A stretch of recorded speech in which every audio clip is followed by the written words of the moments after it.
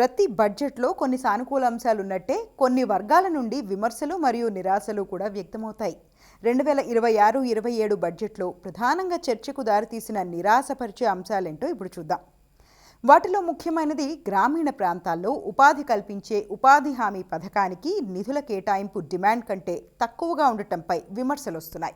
కనీస మద్దతు ధరకు చట్టబద్ధమైన గ్యారంటీ కల్పించడంపై ఈ బడ్జెట్లోనూ స్పష్టమైన ప్రకటన లేకపోవడం రైతులను నిరాశకు గురిచేసింది.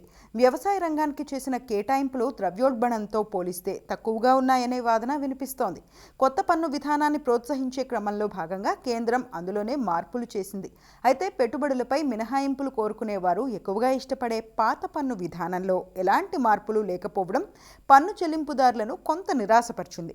మధ్యతరగతి కుటుంబాల్లో పొదుపు తగ్గుతున్న తరుణంలో పొదుపును ప్రోత్సహించేలా ఏటీసీ వంటి సెక్షన్ల కింద పరిమితిని పెంచుతారని ఆశించిన వారికి నిరాశే ఎదురైంది.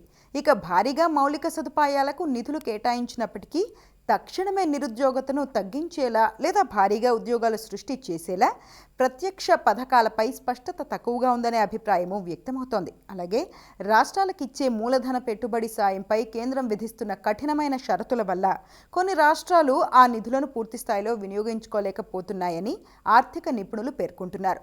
విద్య, ఆరోగ్యం వంటి ఈ కీలక రంగాలకు చేసే కేటాయింపులు జీడీపీలో ఉండాల్సిన శాతంతో పోలిస్తే ఇంకా తక్కువగానే ఉన్నాయని, ప్రజారోగ్య వ్యవస్థను బలోపేతం చేయడం కంటే ఇన్సూరెన్స్ మోడల్ పైనే ఎక్కువగా దృష్టి పెట్టారనే విమర్శలు వస్తున్నాయి.